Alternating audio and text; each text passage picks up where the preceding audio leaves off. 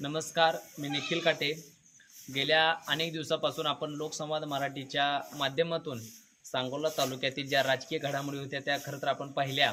परंतु जे निवडणुकीचं वातावरण होतं, जे राजकीय गोष्टी होत्या त्या खरं तर आता कुठेतरी थंडावलेल्या आपल्याला बघायला मिळत आहेत. तर खऱ्या अर्थानं जर आता आपल्याला कोणत्या गोष्टीकडे वळायचं असेल तर ती गोष्ट आहे की शेती म्हणजेच ॲग्रिकल्चर. तर आपण अशाच पद्धतीनं लोकसंवाद मराठीचा एक कृषी कट्टा आपण खरं तर शेतकऱ्यासाठी घेऊन येतोय.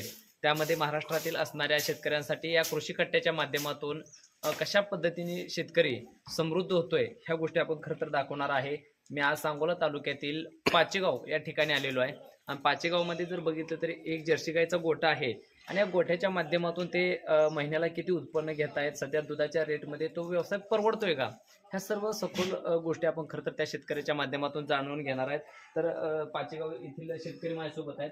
नमस्कार. प्रथमतः तुमची ओळख करून द्या, तुमचं नाव सांगा प्रथम. माझं नाव सचिन बबन मिसाळ, पाचेगाव खुर्द, तालुका सांगोला, जिल्हा सोलापूर. बर, आता तुमच्याकडे बघितलं तर हा छोटा गायचा गोठा आहे. ह्या गोट्यामध्ये गाय किती आहेत सध्या?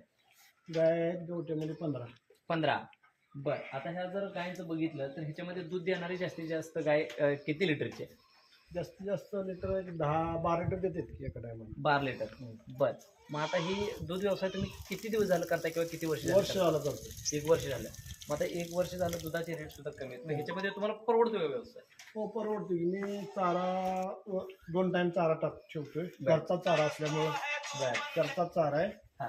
आणि त्यामुळं आणि ह्याला आपण जोडमध्ये मिनरल मिक्सर वापरतो. बरं, आता मला काय म्हणायचं आहे, तुम्ही जे चाऱ्याचं सांगितलं की मग ही चारा वगैरे टाकण्याची पद्धत वगैरे कशी? सकाळ संध्याकाळ 2 टाइम. 2 टाइम. बरं, सकाळच्या वेळेस किती किलो चारा घालता त्या गायला? एका गायला सकाळच्या किलो 15 किलो. 15 किलो. संध्याकाळी 15 किलो. बरं, आता त्याच्यासोबत जे जे पशुखाद्य देत आहे ते पशुखाद्य किती देत आहे, कसं आहे? पशुखाद्य एका गायला 4 किलो देतो एका टायमाला. एका टायमिंगला 4 किलो. हो. बरं, मग त्याच्यासोबत आता पशुखाद्यासोबत काय काय वापरताय तुम्ही? पशुखाद्यासोबत मी मिनरल मिक्सर वापरतो. कुठलं वापरताय? गोल्डा ग्रो आज गोल्डाग्रोज.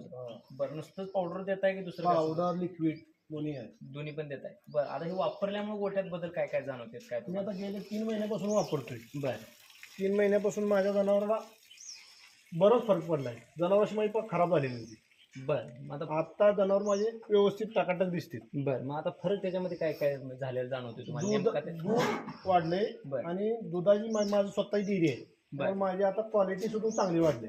किती लागायला लागले बरं? माझी आजची क्वालिटी आहे 3.8. हा. 8.6 आहे. 3,8,8,6. हा. रेट किती बसतोय त्याला? त्याच्यात म्हणजे बघा 2800, 3,500, 8,500, 28 म्हणजे वर गेला. म्हणजे आज 2900 रुपये आसपास दर पडला. 29 रुपये. बरं, आता 29 रुपयामध्ये सध्या जर बघितलं तर हे जर मग तुमचं भागून म्हणजे दिवसात 29 रुपये मध्ये नाही, अनुदान येते ना अजून आपल्याला. अनुदान येते? हो. बरं, अनुदान किती रुपये प्रमाणे येते? आता 5 रुपये प्रमाणे येत होतं, आता वाढणार आहे म्हणते शासन. बरं, 5 रुपये प्रमाण जमा झाले का? जमा झाले अनुदान आमचे. झाले. प्रत्येक शेतकऱ्याला झाले माझ्या डेअरीला. झाले. ओके. बरं, माझा लोकांच्या मध्ये एक संभ्रम आहे की दुधाचा व्यवसाय परवडत नाही, त्यामुळे कुठेतरी जनावरांवरती दुर्लक्ष झाल्याचं आपले चित्र बघायला मिळते. मग दुधाच्या व्यवसायाकडे शेतकऱ्यांनी वळायला पाहिजे की काय वाटते? नाही परवडतो, हा धंदा परवडतो. 35 रुपये दर पडतो आता सध्या. बरं. आता 28 रुपये दर आहे. जनावरांचे सगळं जेमतेम भागते. बरं. पण वरचे 5 रुपये जे येते हा. ते जनावर आपले शिल्लक राहते. शिल्लक राहते. बरं, मग त्यामुळं दूध व्यवसाय जर सध्या करायचं म्हणलं तरी अडचण वाटते की करायला अडचण नाही. बरं. काय अडचण नाही. बरं, मग आता चारा वगैरे वापरत असताना कुठला वापरताय त्यांना? मका, माझ्याकडे ऊस आहे. बरं. ज्वारीची वैरण वाळली, बरं. मका म्हणजे वाळलं ओलं मिक्स करून चालतो. दोन मिक्सर. हा.